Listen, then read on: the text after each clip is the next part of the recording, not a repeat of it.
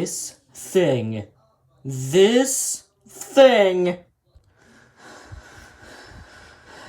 The dragon actually looks really good. The dragon's head is a spitting image of that crappy old CGI model. Not saying that's bad. Actually, no, never mind. It's not bad. It's just a good CGI model. Even down to the weird little horn nostril. Wait a minute. Are those the nostrils? I thought those were the never mind then. I love the little goblin ears and the little Wendigo horns. Like, this is a good dragon head design. Like, how can something be so emotionless yet so expressive at the same time? The asymmetrical leg details are a nice callback to both the original toy and to an extent the CGI model. I like that a lot. They even went through the effort of molding in the wheels for the car mode that they didn't even include this time. Good. Good. The less said about the better. Better! It started when an alien device did what it did and stuck itself upon his wrist with secrets that it hid. Now he's got superpowers, he's no ordinary kid, he's He has the most serious stompers ever. Mommy, oh, I think I need to be stepped on and punished. Also, what lady does it go to get his nails done? Those are fabulous. The wings are huge, and they have a little bar system in there, so that when you pull the front blade up, the rest of them go up with them. That's awesome. Also, these things move. They just do. They move. He has a very nice little tail, plenty of ball joints to get some nice, curvy, natural poses. Not as natural as SH Monster Arts, but, you know, still pretty good. Hinge could be a little tighter. A little grabby claw that doesn't move at all. Come on, you can spare like 2 hinge joints? Come on, man. I love how his hand is barely concealed there. Like, this. Give him a fist bump, man.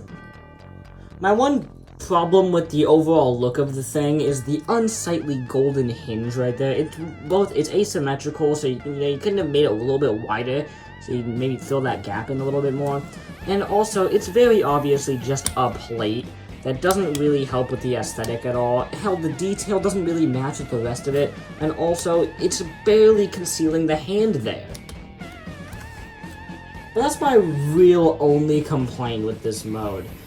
Which, considering how the robot mode section is gonna be, that's pretty impressive. I'll get to it when I get to it. Okay, articulation, I guess. We have a rotation, a hinge joint, ball joint, ball joint, ball joint, ball joint, ball joint, and a hinge at the neck and head. Very nice, very expressive. Oh, he fell over. We have some very nice, tight hinge joints for the wings to get some good flying and wing out poses, which is very nice. I also already went over the blades and this articulation, so I don't need to go over it again, unless you weren't paying attention, which... Get off TikTok. The arms are actually really articulated, pretty much the same amount as an average deluxe. We have a rotation of the arm, which can do a 460, tight rotation of the bicep, a good elbow bend. I don't know what to call this. And a wrist rotation. God knows that was a surprise. We have some ratcheted legs with some good clicky clacky action. Rotation of the leg there. We have a bend at the leg which can go way over 90 and a bend at the lower leg which that exists, I guess. We have some toes and pointy suckers. They can go up and down and there's a pretty serious pivot right there. The posability is actually really good, and you can get them some really cool and creative poses, pretty much the exact opposite of what I have here. This looks like a goddamn stock photo. Oh, I gotta turn it into the robot mode. God freaking damn it. Wait, the head's blast effect compatible. Any excuse not to transform this thing. You can open that out, and there's a 5mm port, which you can put any assortment of fiery-looking, not that one, any assortment of fiery-looking blast effects, and it'll look pretty darn cool. Hell, he even comes with one.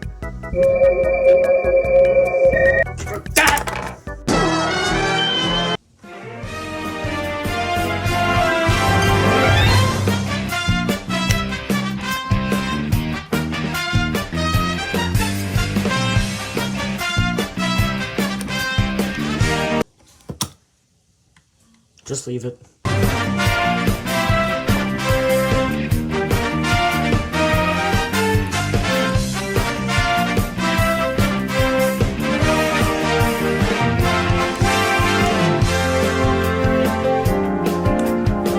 Could that be the robot mode? That's so much better.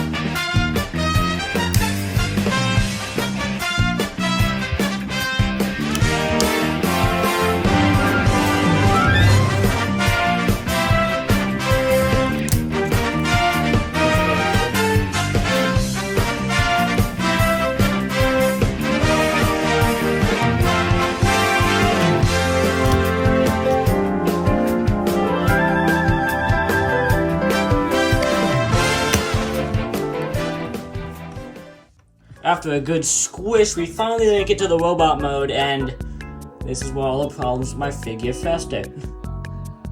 I understand why people like this thing. The dragon mode rules, and the robot mode at a glance looks exactly like the animation model. It looks perfect at a glance, but the finer details are where the figure's issues lie. Listen, I'm normally fine if there's a bit of proportional jank when it comes to Transformers figures, if it leads to a better product overall. But if it comes at the detriment of the robot mode, that's when I start to have problems. People rant on and on about how this figure is so accurate when the chest is extremely bloated and puffy. It doesn't feel right. The chest feels too big. I might put blame on the fact that maybe it's because this shoulder's a little too far down, maybe it's because the fingers in the dragon mode becoming the chest, which is rather clever, does end up giving it a lot more of a pronounced wideness, I guess.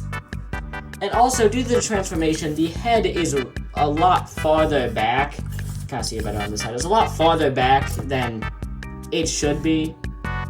Like, from this, you really notice how his neck, the majority of his neck, isn't attached to his torso. It's attached to his backpack. Listen, man, if Perspective can complain about that on a G1 Grimlock figure, then I can complain about this.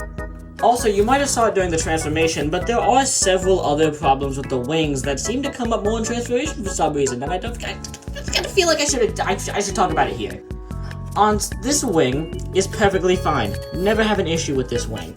It works, it does the thing it is supposed to, I don't have troubles with it, except for now on camera, you son of a gun.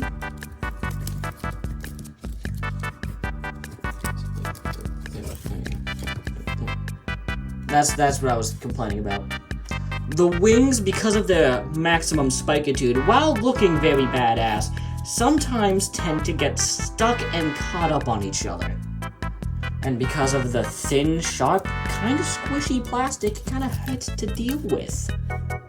Though it normally doesn't happen on this wing because the tolerances are actually really good, it's this wing that I have an issue with.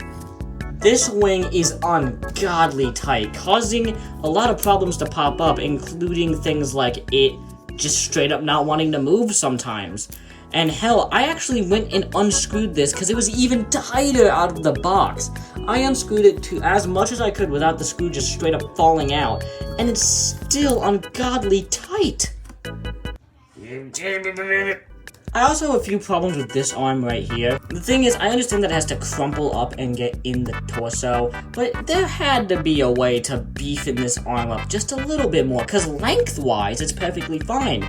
It's just, it's shrimpy. It's a very small arm. Also, no wrist rotation. I love wrist rotation, what the heck? I mean, he does have sword wielding wrist, but shut up. I feel like there could have been a way to engineer a wrist rotation with the amount of clams we're chucking their way. I feel like we could have done something about that. I do have a couple more problems with the other one too, which is kind of sad. The problem is you can't get it into that many, like, natural poses. You can do this, or you could do it all the way out, but you can't get it to bend like this due to these flares on the side. And I do understand that you can take these out to get a more deep bend, but that's not official. They weren't meant to do that, so I'm not counting it, John. Who's John? I have no problem with the legs. They're perfectly fine. The heels, on the other hand! They're so loose. Look at this. And it's a pin, so I'm gonna have to use glue to tighten that. Oh, that was like that out of the box too. Okay, on to the things I actually liked about the figure. The paint is it's a nice, shiny, durable paint. I could have done for a touch of chrome, but considering how Hasbro only does that with the premium products now, holy Jesus. I understand why it's not really on there. There's a little chip there. I forgot to mention there's a paint chip there. That was just on that. It's not even like a paint chip. It was just kind of like a smudge that I can't get off. It was like that out of the box. I just straight up forgot to mention it. The color of gold they chose is very nice. Reminds me of Utaka. I like the asymmetry in the lower legs, though I do wish it was more. I wish there was more of it outside of the arms. Like on the original toy, weren't these asymmetrical too? Yeah, they were. I do like the gold paint. Even though it's slightly shinier than that gold, it does match it pretty darn well. And he is heavy. He's a very heavy lad. I feel like I can bludgeon someone with this. Don't ask me how I know that. And I actually really like the toy accurate head. I don't know why, I just think it looks mean. I honestly think that this head design fits better than the animation model ever did. I'm gonna get crucified for that. Also, Hawaii for light piping! I like that he's baring his teeth. He's like a Ninja Turtle. On to the articulation! We have a rotation of the head, no up and down action, but due to the transformation, that's understandable. What's not understandable is why it's so ungodly loose. All of the tail articulation is still fully posable in the robot mode. Bro has the ultimate man bun. Wings are still fully usable as they are in the dragon mode, so I'm not going to go over it again. Don't ask. The dragon arm is exactly the same as it was in the dragon mode. It was just, except that time it was the head. It's the same, so I'm not going to go over it fully again. The arm, we have a ratchet here, though I don't think that was necessary. Honestly, it just kind of feels like it limits it. The arm isn't that heavy. You don't need a ratchet for that one, guys. It can go out that far. We have a really tight bicep rotation. A bend at the elbow. No wrist action.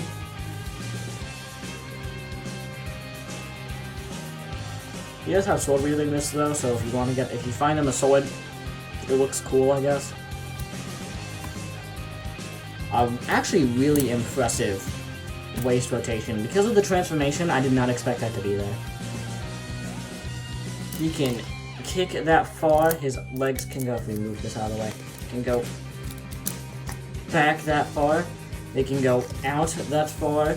We have a a leg rotation. Do that all day. Up and down, and some pretty honkin' pivots. Seriously, the most serious stoppers of all time. The posability is really impressive in some ways, but also kind of disappointing in others. Which is kind of the best way I can describe this figure. Because the dragon mode and the transformation are both really impressive and fun, but the robot mode is proportionally extremely wonky, has a lot of issues that don't really come up in the dragon mode, and just overall is not a pleasant experience for me. Oh wait, comparisons. Double dealer. Chase. He's scared. And Galvatron. And here's a comparison that I feel like I should make to really emphasize my point. You see, these figures both do what is practically the same thing. Provide a nice, hefty, posable, and accurate form for these iconic Predacon/Decepticon leaders, and become the definitive version of this design for the foreseeable future. And while I think Galvatron absolutely nailed it, I think that the problems of this Megatron don't award it the praise that it's currently getting. I have seen so many people bash on Galvatron while praising this figure, and it confuses me. While, yes, this is the Legacy version, which had the fixed shoulders and the not battle damage, I still think even the Kingdom one is still an extremely good figure. And the fact that it was absolutely bashed on its release for no real reason outside of the battle damage and the shoulders thing, and yet this was praised, confuses me. I think it's because this is the only real good figure that you can get of him that's in Chug scale. The two third-party ones are really expensive, sharp, and they don't really scale with Chug at all. While Galvatron, this is his 4th figure, I think. I didn't count. Wait, yeah, it was the 4th, I got it right. And this is the first time they really got it right. This is the first time they got this design right. But I feel like the kind of bad stigma with Galvatron toys really hurt this guy's chances. While since everyone loved the Kingdom Beast Wars Megatron, and everyone loved the Masterpiece and the third-party one, this one has to be good, because there's never been a bad Beast Wars Megatron. But, no, this thing sucks. Like, Galvatron feels worth it. He's a good heft, there's no loose bits at all, and there's nothing that really feels like it needs to be fixed out of the box. While Megatron has a bunch of loose bits, and it just feels cheap. In comparison, the plastic doesn't feel as premium as the Galvatron. And if you're paying that price, that's not good. This is probably going to be some kid's Christmas gift, and the dad is gonna have to work an overnight shift at Subway to get him that. What a stupid joke. And if what he gets for Christmas is a cheap figure that, yes, does have an absolutely insane dragon mode, but a really underwhelming robot mode, which is what the kid's gonna be playing with most of the time, it doesn't seem like the priorities were straight on this guy. The best way I can describe how I feel about this figure is the blast effect that it comes with. I know that sounds stupid, hear me out. Like, in essence, it's awesome. It's super detailed, it works with all the stuff that you already have, and it just looks cool overall. And it looks pretty darn accurate to the source material. That's more for the figure, but shut up. But then you go into the finer details, and you realize there's something a lot more wrong with it the longer you look. You realize that it's actually hollow and it doesn't have all that nice detail that you thought it did originally. It works with certain weapons, but not with others. They made it out of the wrong type of plastic so that the guns can't fit in the hole in the bottom, making it borderline unusable with the majority of weapons. A really good thing is squandered by what seems to be minuscule details, but they keep adding up, to the point where they don't become minuscule anymore. They just become one big problem. And that's how I feel about this figure. In essence, I should love it. It should be an amazing figure. But because of the smaller issues that I have with it, and the fact that so many people tend to ignore these issues just because it's accurate, doesn't matter. The figure itself has a lot of smaller issues that we can't just ignore because of who the character is, and because we never really get a figure of this character that much. if you have a good thing and it starts getting riddled with more and more problems, but you just keep ignoring it because the idea itself is good, doesn't mean that the idea is good anymore. Because the thing has so many problems and holes in it now that it just ends up being average. These small, seemingly no worries problems, they keep adding up until it's not something you can ignore anymore. And that's kind of how I feel about the figure. On paper, this sounds amazing, and I should love it, but it was burdened with the inconvenience of having to exist in the physical space. Anyway, I'm done talking about this thing. The dragon mode, absolutely amazing, 5 stars. The robot mode, don't even come to my house, don't even look my way anymore. You come here again, me and my boys are gonna break your shins and throw you down the gutter. You understand me? Okay, bye.